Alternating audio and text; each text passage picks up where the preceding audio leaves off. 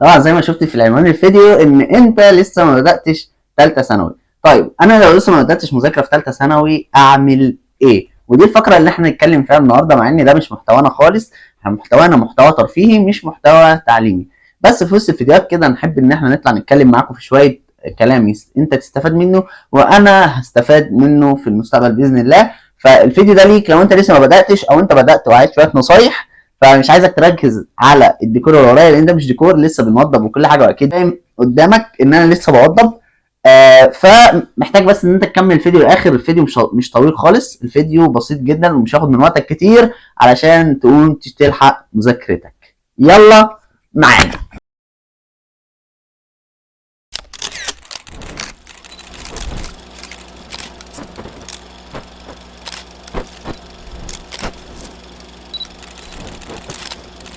النهارده انا 19 او 20/10 واحنا بادئين مذاكره من شهر 8.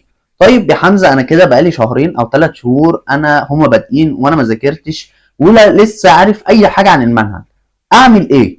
الحل بسيط جدا، الحل بسيط جدا. انا كنت طالب ازهري وبدات مذاكره في اول 11 لان انا كنت مشتت. انا بدات مذاكره في شهر 7 ولكن بطلت في شهر 9 لان حصلت شويه ظروف وجالي اصابه جامده ومنعتني ان انا اذاكر لان كنت باخد علاج صعب وكان بيخليني انام دايما، يعني دايما كنت نايم.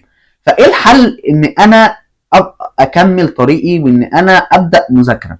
الحل اللي انا بدات بيه ان انا بدات اعمل جدول. طيب في ناس كتير بتقول لي ان الجدول ده صعب بالنسبه لهم وان هم ما يقدروش يعملوا جدول لنفسهم.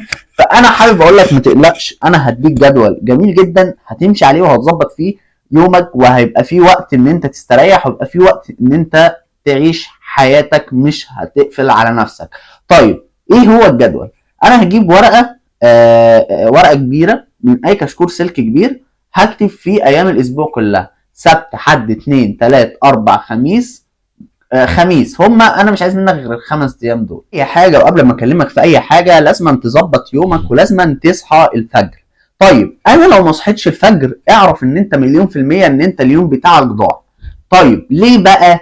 انا عند الفجر لحد الظهر حوالي 6 7 ساعات او 8 ساعات، وقت كافي جدا انك تخلص محاضرة كبيرة وتحل عليها كمان. والله انا طالب ازهري اهو، كنت في يوم من الايام كنت بخلص في بداية السنة، كنت بخلص مذاكرتي بعد صلاة الظهر او على العصر. كنت بخلص مذاكرتي بدري جدا وباقي اليوم بيبقى فاضي. اول حاجه انا بصحى الفجر. اعمل ايه لو انا لسه ما ذاكرتش او لسه ما بداتش؟ اقوم الفجر يوم السبت، ابدا يوم سبت او يوم حد، اليوم اللي انا فيه، اليوم اللي انا بشوف فيه الفيديو، ابدا مذاكره فيه. او تاني يوم خد اليوم ده رفاهيه عادي اللي انت شفت فيه الفيديو، وتاني يوم تبدا تعمل الجدول. الجدول بتاعك انك سبت حد اتنين تلات اربع خميس. طيب سبت حد انا ظبطت انا هذاكر يوم السبت، ظبطت انا هذاكر يوم الاحد، ظبطت هذاكر يوم الاثنين، ويوم الثلاث انا شفت الفيديو مثلا ابدا اذاكر يوم الثلاث الماده اللي انا كتبتها في الجدول بتاعي. وليكن انا بدات احياء يوم السبت، احياء هبدا اذاكر الاحياء. طب اذاكر الاحياء ازاي؟ دكتور محمد ايمن منزل المحاضرات بتاعته كلها على الصفحه بتاعته مجانا. طيب منزلها بس محاضرات السنه اللي فاتت والسنه اللي قبلها، هل اعرف اذاكر منها؟ اعرف اذاكر منها، بيبقى فيها شويه تعديلات بس تعديلات بسيطه مش مستاهله انك تنزل سنتر وتشوفها. لا، لو انت بتذاكر في الاونلاين او على اليوتيوب تجيب يا باشا مراجعه الباب كامل، الدعامه والحركه مثلا، المراجعه كامله بتبقى 6 7 ساعات، بجيبها واذاكرها في اليوم دوت، اذاكرها كلها وابدا وابقى اكون مركز جامد جدا، ابقى معايا كوبايه الشاي بتاعتي او كوبايه القهوه واذاكرها اذاكرها جامد. وبعد ما اخلص في حاجه فاتتني ارجع لها تاني. خلصت خالص وحسيت ان انا خلاص بقى بقيت جامد وخلصت المحاضره، احل عليها، احل ساعه ساعتين، احل كام مساله كده جامدين على الشابتر كامل، احل امتحان امتحانين. ولو حسيت ان انا واقع في شويه حاجات هترجع لها بس شويه كده. تمام؟ هتعمل ايه بقى؟ خلصنا اليوم دوت مثلا، بدانا مذاكره الفجر، خلصنا على العصر مثلا الباب كامل خلصناه على العصر. نيجي بقى بعد العصر كده يا شباب نبدا نذاكر الجديد. بدأ في الهرمونات، نبدأ نذاكر أول محاضرة في الهرمونات ونحل عليها إيه؟ حاجات بسيطة. تمام؟ كده إحنا ذاكرنا الباب اللي فاتنا وذاكرنا اول محاضره من الباب الجديد. هو اي نعم منزل محاضرات جديده، ولكن احنا ذاكرنا اول محاضره من الباب الجديد اللي هو فيه. تمام. بنبقى واحده واحده واحده ماشيين معاه. بعد كده انت ذات نفسك، والله العظيم انا بكلمك اهو، اول ما هتلاقي نفسك بدات تعرف تظبط نفسك، هتلاقي نفسك مش محتاج ان انا او اي حد يديك نصايح انك تمشي بيها. اهم حاجه في ثالثه ثانوي الصلاه. اهم حاجه في ثالثه ثانوي المواظبه على الصلاه. طيب انا لو ما ظبطتش صلاتي في ثالثه ثانوي او في اي حاجه في عموما في الدنيا كلها، لو ما ظبطتش صلاتك اعرف ان انت مليون في المية ان انت مش هتعرف توصل لحاجه انت عايز توصل لها. طيب يا حمزه، انا مش انا بصلي في البيت. لا، ما تصليش في البيت. اهم حاجه تصلي في الجامع. مفيش عذر انك ما تصليش في الجامع. ثالثه ثانوي اكتر سنه بتبقى فاضي فيها للصلاه. ثالثه ثانوي من اكتر السنين ان انت ما بتعرفش تفوت صلاه، يعني ما فيش مبرر انك تفوت صلاه. اصل المذاكره، لا، اصل المذاكره تقدر تسيبها، تقدر تسيبها وتنزل تصلي. تمام. لو انا مثلا بحضر محاضره مع مثلا دكتور محمد ايمن، مستر خالد صقر، كل دول اقدر استاذن منه، يا مستر الظهر اذن مثلا، انا هنزل اصلي الظهر. ساعتها والله والله العظيم اللي هيوقف المحاضره وهيصلوا كلهم، وهو والمستر ذات نفسه هيصلي معاك. ف مواظبة على الصلاة من أهم الأشياء في ثالثة ثانوي، وإن شاء الله هتوفق. تمام. هديك كام نصيحة في الآخر، ولكن أنا عايز بس أديك الجدول اللي هتمشي معاه. أنا الجدول اللي أنا كنت ماشي بيه، كنت ماشي عامل مادتين في اليوم، لأن أنا كنت طالب أزهري والمواد عندنا كتيرة. أنا كنت عامل مادتين في اليوم، بس كنت أول مادة عاملها كنت عامل بداية الأسبوع عامل مواد سهلة مش مواد صعبة. وليكن يوم السبت. يوم السبت انا كنت مثلا بحب الاحياء شويه، فكنت حاطط الاحياء يوم السبت، لان هي ماده جميله بالنسبه لي، وكنت جايب فيها درجه حلوه في ثالثه ثانوي. وكنت بتظاهر ان الاحياء صعبه، ولكن هي جميله جدا ولذيذه. فتقدر ان انت تحط الاحياء يوم السبت. دي كأنا حمزه كنت بحب الاحياء، فكنت حاططها يوم السبت. كنت حاطط بعديها ماده سهله شويه او اصعب سنه، كنت حاطط رياضه. كانت صعبه بقى، ما كنتش بحب الرياضه، ولكن كنت حاططها بعديها.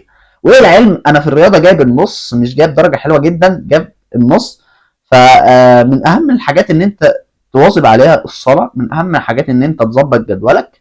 طيب زي ما قلت لك في الاحياء ان انت هتراجع شابتر كامل في يوم كامل، في يوم واحد. او باب كامل هتراجعه في يوم، وبالليل هتبدا تاخد حاجات من الباب الجديد اللي المستر او الدكتور اللي انت بادئ معاه هتبدا تراجع معاه الحاجات دي. صدقني صدقني صدقني ان انت بعد شهرين، في شهر واحد كده هتلاقي نفسك تمام جدا تمام جدا تمام جدا. والله العظيم انا الاحياء، ودي حاجه مش قايلها لحد، على الاحياء مخلصها في شهر 4، والرياضه مخلصها في شهر 4، والكيمياء مخلصها في شهر 4، وكل المواد يعتبر مخلصها في شهر 4. وفي شهر 5، وفي شهر 5 كامل كنت براجع. ما كنتش يعني شهر 4 كامل انا كنت خلصت يوم 29/3 كنت مخلص المنهج كامل، لان انا كنت بذاكر يوتيوب، ما كنتش بنزل محاضرات تحت في الشارع، او كنت بعمل اي حاجات من ديت، او كنت بستنى منصات. لا، انا كنت بذاكر هنا على اليوتيوب، وكان مدرسين جدا جمال. وانا مش هستنى اقول لك في الفيديو اللي جاي تاخد مع مين، هقول لك في الفيديو دوت علشان ما ضيعش وقتك، وعشان ما اخدش من وقتك كتير، وتستفاد من الفيديو، بحيث ان انت لو ما استفدتش مني في اول الفيديو تستفاد مني في اخر الفيديو، وانت مش عارف تاخد مع مين او مع مدرس مين. فهرشح لك المدرسين اللي انت تاخد معاهم دلوقتي، وتبدا تذاكر معاهم، وهيخلوك جميل جدا في ايه الماده اللي انت هتخشها تذاكرها معاهم. طيب اذاكر مع مين احياء؟ طيب تذاكر مع مين احياء؟ لو انت ازهري او تربيه وتعليم، مع دكتور محمد ايمن، ابويا التاني واخويا اخويا اخويا دكتور محمد ايمن. كنت بتمنى ان انا اخش حاجه في مجال الطب، لا يعني بحيث ان انا اقرب من دكتور محمد شويه، ولكن ربنا ما وفقنيش في الحته دي. دكتور محمد ايمن في الاحياء رقم واحد، وفي الجيولوجيا ذاكر معاه جيولوجيا. اسطوره اسطوره اسطوره. كان بدا يشرح جيولوجيا، هي دفعه الشيل 25، ولكن خلاص هو بدا، خلاص بقت ماده اساسيه معاه. هيديكوا جيولوجيا باذن الله السنه دي، وبدا وبالتالي في المحاضره الثانيه او الثالثه، وانا بكلمك في الفيديو دوت. طيب ذاكرنا معاه جيولوجيا، اخد مع مين كيمياء؟ عندك مدرس جميل جدا وانا بحبه جدا وما ذاكرتش مع غيره، هو مستر خالد صقر. اشطر مدرس في الكيمياء هتشوفه ده مستر خالد صقر. طيب، ذاكرنا كيمياء مع خالد صقر، مع مستر خالد صقر. اذاكر يا حمزه مع مين انجليزي؟ في قناه اسمها مور انجلش، كنت بذاكر مع الميس ديت اسمها ميس مي. انا فاكر اسمها ميس مي. ميس من اشطر المدرسين في الانجليزي، شاطره شاطره شاطره شاطره جدا، فارشحها لك انك تاخد معاها. وارشح لك برضو مستر الشريف المصري، جميل جدا، جميل جميل جميل جدا، تقدر تذاكر برضو معاه. طيب اخد مع مين رياضه؟ في مستر اسمه اسامه سعد الله، تقدر تاخد معاه رياضه. طبعا كل اللينكات هحطها لك تحت في الديسكريبشن، هتخش هتلاقي اللينكات بتاعتهم، تقدر تخش وتشوف المدرس اللي يعجبك واللي مش هيعجبك وتبدا تذاكر معاهم. وللعلم مستر اسامه سعد الله حاطط كل حاجه مجانا على اليوتيوب، كل حاجه مجانا على اليوتيوب. الفرق ان انت لو دفعت فلوس بس في منصه او كده بيديك ملازم ملخصه، ملازم ملخصه، مش محتاج انك تكتب كتير. ولكن لو انت ما دفعتش وما دخلتش معاه اونلاين، ما دخلتش معاه منصه، بتبدا تكتب كل حاجه بايدك وتشتري كشاكيل وتكتب كل حاجه بايدك. هو اوريدي لازم تشتري كشاكيل وتكتب كل حاجه بايدك، ولكن بتبقى موفره لبعض من الوقت في الكتابه او في الحل او الكلام دوت. طب خلصنا الرياضه وخلصنا الانجليزي وخلصنا خلصنا الكيمياء وخلصنا الاحياء. الفيزياء انا كنت بنزل مع مدرس اوف لاين عادي، ما كنتش باخد مع مدرس على النت. ولكن عبد المعبود دوت، انا مش عارف هو بتاع كيمياء ولا بتاع فيزياء الصراحه، ولكن عبد المعبود كويس جدا في الفيزياء، فتقدر تذاكر معاه، وهو مشهور جدا وشاطر في مادته. بس كده، دي مدرسين جمال جدا. ولو انت طالب ازهر هقول لك انا تركايه بقى، لو انت طالب ازهري عايز تاخد مع مين عربي، مستر احمد مصطفى ده تقدر تاخد معاه عربي، مدرس شاطر جدا جدا جدا جدا، بصراحه جميل جدا، وتقدر تقفل معاه المواد كلها. طيب اذاكر مع مين بقى فقه ومواد شرعيه؟ في ميس اسمها سعاد، على هنا على النت، تقدر تذاكر معاها، مش شاطره جدا. تبحث عليها هتلاقي القناه بتاعتها، او هتلاقيها موجوده اول ما تبحث عنها. ابحث بس عايز مذاكره مواد فقهيه او مواد شرعيه، هتلاقيها منقبه كده وبتشرح فقه بطريقه جميله جدا، ومش محتاج انك تنزل دروس في المواد الشرعيه جدا. ولكن لو انت حابب تنزل دروس انزل عادي، مش هتفرق. ولكن المواد الشرعيه مش محتاجه دروس، عادي في بيت. اهم حاجه بعد اما تذاكر وتخلص دنيتك، تكافئ نفسك في اخر اليوم بعد ما تخلص مذاكره، وليكن خلصنا العشاء. بعد العشاء كده حبينا ان احنا ننزل الجيم، نقعد ساعه في الجيم ولا حاجه، ننزل في ساعه كوره مثلا في نص الاسبوع، ننزل نلعب ساعه كوره. اهم حاجه ان انت تحط حاجه انت بتحبها في اخر اليوم بعد ما تخلص مذاكره، بشرط لو انت ما خلصتش مذاكره في اخر اليوم، لو انت ما ذاكرتش وعملت اللي عليك، ما تكافئش نفسك، بحيث ان المكافاه ديت هتاثر عليك في المستقبل. ايه ده، انا ما كافئتش نفسي النهارده، يبقى انا ما ذاكرتش وما عملتش اللي عليا النهارده. فبالتالي مع مرور الوقت ومع الوقت انت هتبدا تستوعب ان ايه ده، لا انا ما كان كده مش عامل اللي عليا، فهتبدا تعمل اللي عليك وبزياده. فموضوع انك تكافئ نفسك في اخر اليوم دوت موضوع مهم مهم مهم مهم جدا. وبس كده وصلنا لاخر الفيديو، يا رب ما اكونش طولت عليك وتكون تقبلت مني الكلام دوت. يمكن ما اديتكش بنسبه 100% نصيحه تفيدك قوي، ولكن اتمنى ان انا اكون عند حسن ظنك. وان شاء الله انتظروا الفيديوهات الجديده اللي هتنزل الفتره اللي جايه. ده مش محتوانا للعلم، لان انا ما بحبش اتكلم في الحاجات دي كتير، بحب ببقى انا محتوايا ترفيهي شويه. ولو دخلت على القناه هتعرف كل حاجه.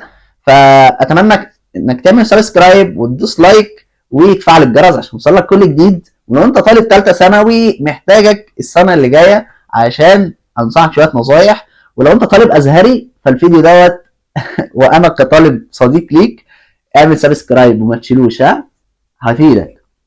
سلام.